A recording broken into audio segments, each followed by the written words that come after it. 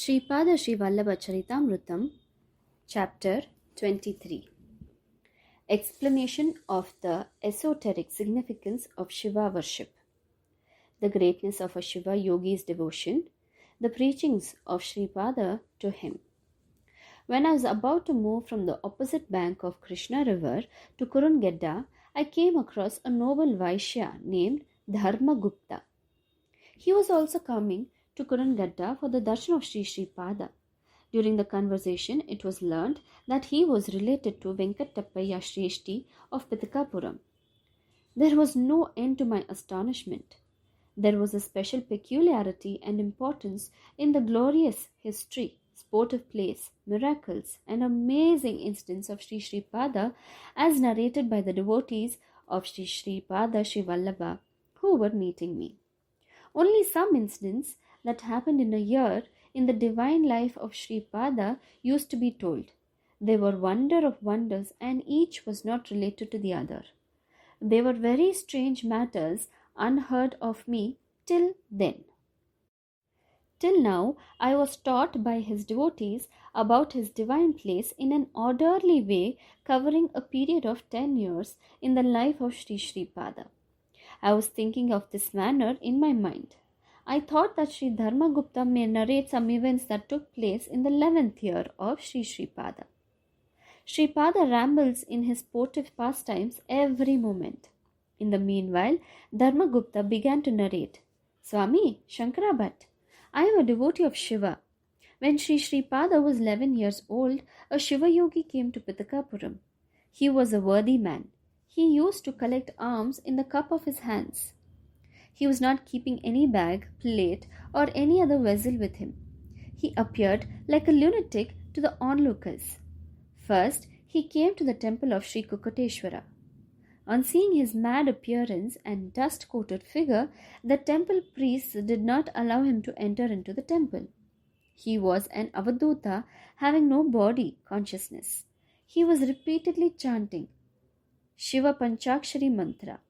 I was going to the house of Sri Venkatappaya Shreshti on a horse.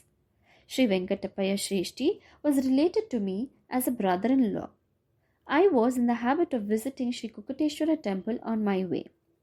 As I was a prominent Vaishya, the priests performed a grand puja in my name. My habit was to give them liberal sambhavanas. I would give 5 arahas to the priests. They would distribute them amongst themselves. They submit their financial difficulties, troubles, and problems to me. They affirmed that the support of noble Vaishyas like me was very much essential for the protection of Sanatana Dharma. Suddenly, Shiva Yogi came in rushing like a blowing wind. Along with him, 2 cobras also entered inside. The priests were sweating profusely. That Shiva Yogi said, "You priests, don't be afraid. These are ornaments of Kukateshwara whom we adore. These cobras are eager to embrace our father Kukateshwara just as children desire to embrace their father. They are like our brothers. It is a great sin to fear, to run or to kill our brothers on seeing them. They are attracted here by the special puja performed by the priests. Let us worship Kukateshwara who wears serpent ornaments with more care and diligence. Sing Namaka and Chamaka, that is, mantras used specially in the worship of Shiva, with good voice coupled with melody." The priests were at loss on what to do. The priests had some psychophants among them. They used to say so many words of flattery to please rich persons among devotees, provided they were giving generous sambhavanas. One Surya Chandra Shastri, among those priests in Pitakapuram, was not only a good scholar but also a sincere and strict observer of religious ceremonies. He had great devotion towards Sri Sripada. He remembered Sri Sripada and began to recite with good voice, mingled with melody, Namaka and Chamaka. The visiting cobras also waved their hoods in tune with the melodious rhythm and displayed their happiness. Surya Chandra Shastri brought Shiva Yogi to the house of Bapanarya.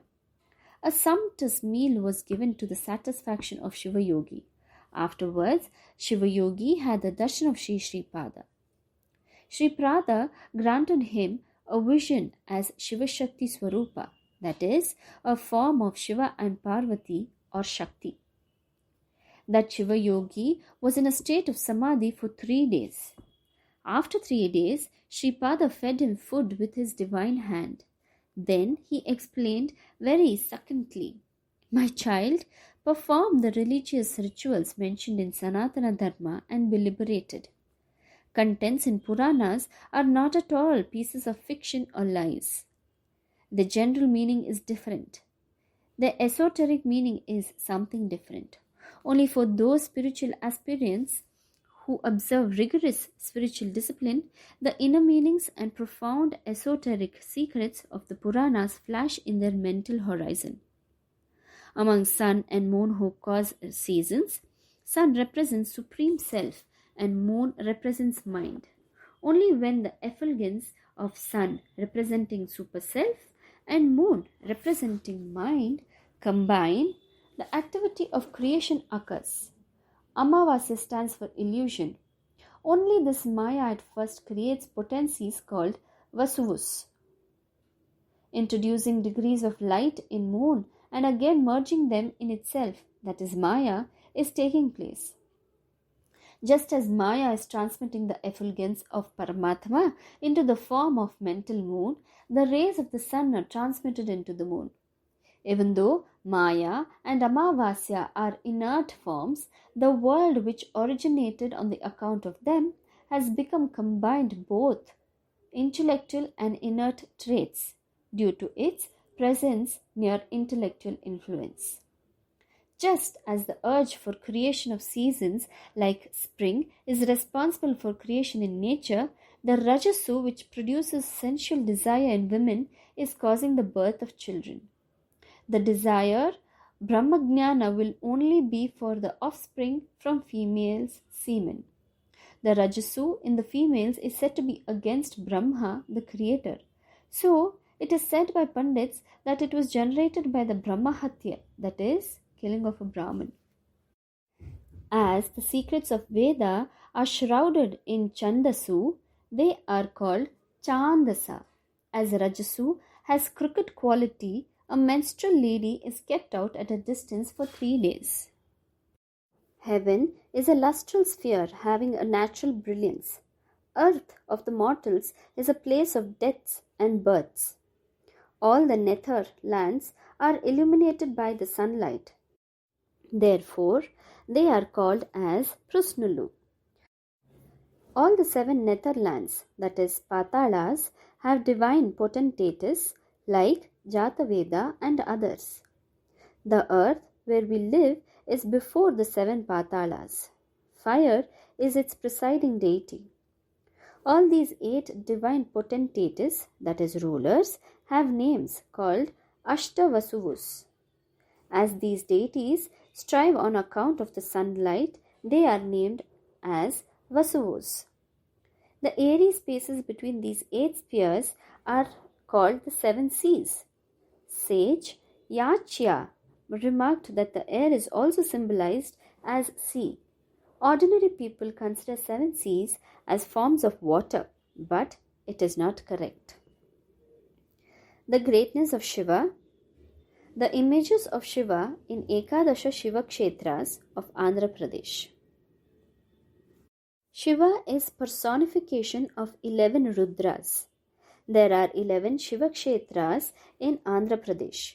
Visiting them will confer great benefit.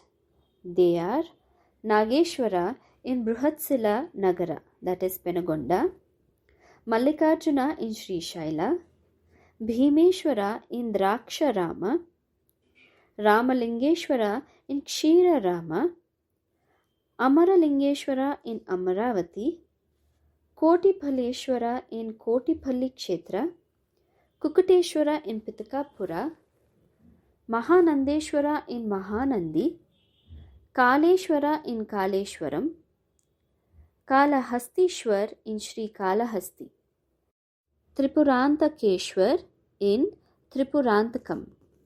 In reality, there is no image for Shiva. Shiva Linga is nothing but the form of Jyoti glowing in all souls. Spatika Linga, that is crystal Linga, is the purity enshrined in the form of pure mind achieved after Siddhi, that is perfection. Rudra, who helps us to bestow knowledge in the brain encased in our head, is called Kapali. Arteries, veins, which spread as nerves from brain downwards up to neck are called Rudra Jadas. Shiva is called Lakulesha in the form of Hatha Yogi. Shiva goes begging Viksha and take away the sins of Jivas. Shiva dances in ecstasy in tune with the great vibrations of musical rhythmic creation, sustenance and liquidation processes. Therefore, Shiva is called Nataraja. Shiva can also grant salvation which brings the highest and the greatest bliss. Chit means mind, Ambara means sky or cloth. Chidambara is one who dwells in the form of sky. The sky which you behold in this vast universe is the form of Rudra. The 12 Jyotirlingas represents the 12 houses in the zodiac. So Shiva is time personified. 8 directions are the form of Chidakasha of that Ashtamurti. The 5 elements are his 5 faces. 5 sensory organs, 5 functional organs, and mind put together become 11 Rudra potencies. They are called Ekadasha Rudras, that is 11 Rudras. The image of Uma Maheshwara is perennial, benevolent, and beautiful form. The form of Tripurantaka is the one that destroyed the 3 attributes. Wisdom eye is the 3rd eye. When in a state of samadhi, during profound peaceful meditation, holiness constantly flows. That sacred flow is the very holy Mother Ganga in the coils of hair on the head of Lord Shiva. The form of ancient couple Shiva Parvati is the zodiac house Mithuna. When the star Arudra shines in the sky, Shiva grants darshan. One has to come across Vrishabha's zodiac house before reaching Mithuna house. That Vrishabha is Nandeshwara. That is the personification of Dharma. The light that shines between the eyebrows is crescent moon that adorns the forehead. On account of yogic state, lust is conquered. The difference between male and female genders is destroyed and unified position is reached. That position is the form of Ardhanarishwara. During the time of Lingodbhava, that is the emergence of Shivalinga, a camphor flame sparks as divine light in the 1,000-petal Sahasrara Chakra, that is a center in the topmost portion of the head and is considered to be the seat of Mahashakti. Linga means the subtle body hidden in the gross body. Veda affirms that this shines like a light. The secrets of Shiva's worship can only be known by regular disciplined practice and the grace of a guru. Just as there is a physical Pitakapuram, there is another golden Pitakapuram which is formed out of heavenly illumination that is constructed by my consciousness. Those devotees and wise men who constantly remember me can know about it from experience. Irrespective of the great distances where they reside, they become residents of the golden Pitakapuram. I am always easily accessible to them. The priests you saw in Kukateshwara temple in physical Pitakapuram are born from the origin of Pramada Ganas, that is, servitors of Lord Shiva. There are hordes of devils, ghosts, and spirits. As one practices yoga, worships Sripada Shivallabha, those devils and ghosts create disturbance. Those who got over those obstacles are indeed fortunate. I told many a time that a Mahasamsthan would be established in the house of my maternal grandfather. My will is very efficacious. Like rows of ants, lakhs and lakhs of devotees and groups of yogis visit my samsthan. I only will decide about who, when, how many, and in what mode they come. It is utterly false to think that simply because they are residents of Petakapuram, they will come to Sripada Sri Vallabha Samsthan and have darshan. My grace showers ambrosia on worthy ones. It will be like a mirage to unworthy ones.